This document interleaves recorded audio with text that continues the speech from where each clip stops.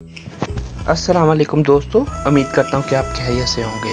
दोस्तों आप सबको जश्न आज़ादी मुबारक हो। दोस्तों आज मिलवाते हैं आपको पाकिस्तान की उन शख्सियात से जिनकी वजह से आज हम इस मुल्क में आज़ादी का सांस ले रहे हैं।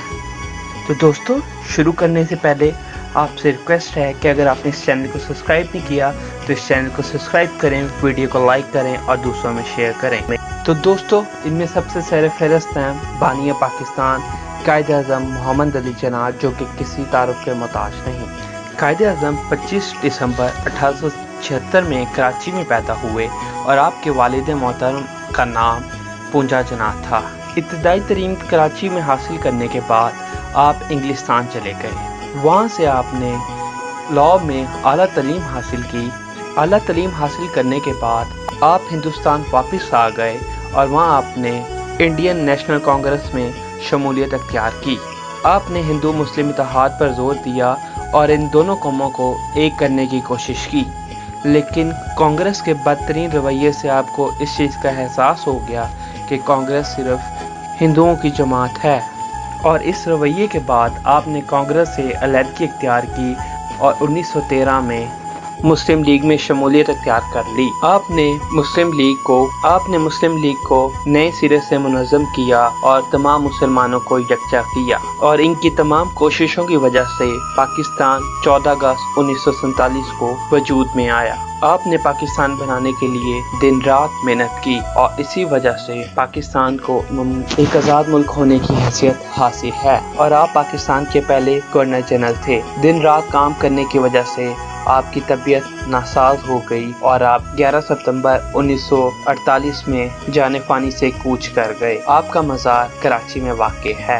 तो दोस्तों अब आते हैं आज की दूसरी शख्सियत की तरफ और ये शख्सियत भी किसी तारुफ का मोहताज नहीं। जिस तरह आप जानते हैं शायर मशरिक़ अल्लामा इकबाल 9 नवंबर 1877 को सियालकोट में पैदा हुए। आपके वालिद का नाम शेख नूर मोहम्मद था और आप एक कश्मीरी फैमिली से बिलोंग करते थे। अल्लामा इकबाल ने अपनी इब्तदाई तालीम सियालकोट से हासिल की और आला तालीम लाहौर से हासिल की और इसके बाद PhD करने जर्मनी चले गए और 1908 में जर्मनी से वापस आए को उन्होंने अपनी शायरी के जरिए मुसलमानों को जगाया और वतन हासिल करने के लिए तमाम मुसलमानों को यकजा किया और 1926 में अल्लामा इकबाल पंजाब असम्बली के मेंबर बने और वहाँ पे उन्होंने मुसलमानों की फलाह बहबूद के लिए काफ़ी काम किया और 1930 में इलाहाबाद में खिताब करते हुए उन्होंने मुसलमानों के लिए एक अलग रियासत का मुतालबा किया और उन्होंने 1932 में गोल मेज कॉन्फ्रेंस में शिरकत करते हुए मुसलमानों की हिमायत की और 1936 में जब कायद-ए-आज़म इंग्लिस्तान थे तो अल्लामा इकबाल ने तहरीक आज़ादी की सदारत की और इतनी जद्दोजहद करने के बाद भी वो इस आज़ाद मुल्क को देख न सके और 21 अप्रैल 1938 में जाने फानी से कूच कर गए।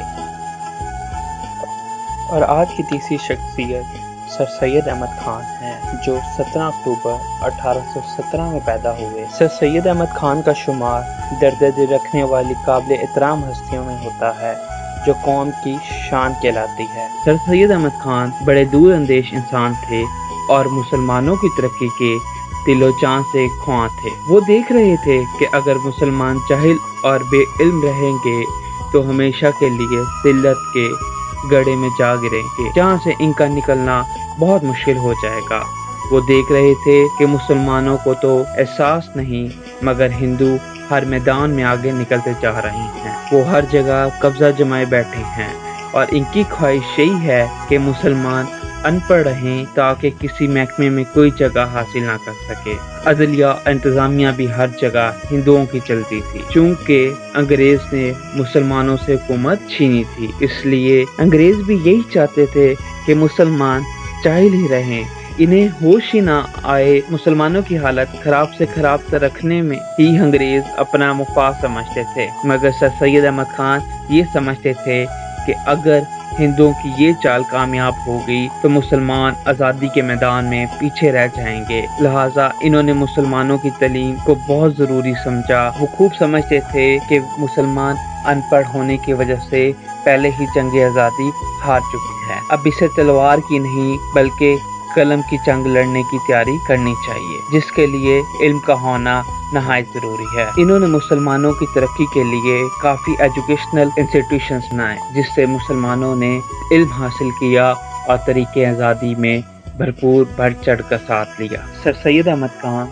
27 मार्च 1998 में जाने पानी से कूच कर गए। दोस्तों, उम्मीद करता हूँ कि ये वीडियो आपको अच्छी लगी होगी, तो इस वीडियो को लाइक करें, चैनल को सब्सक्राइब करें और दोस्तों में शेयर करें।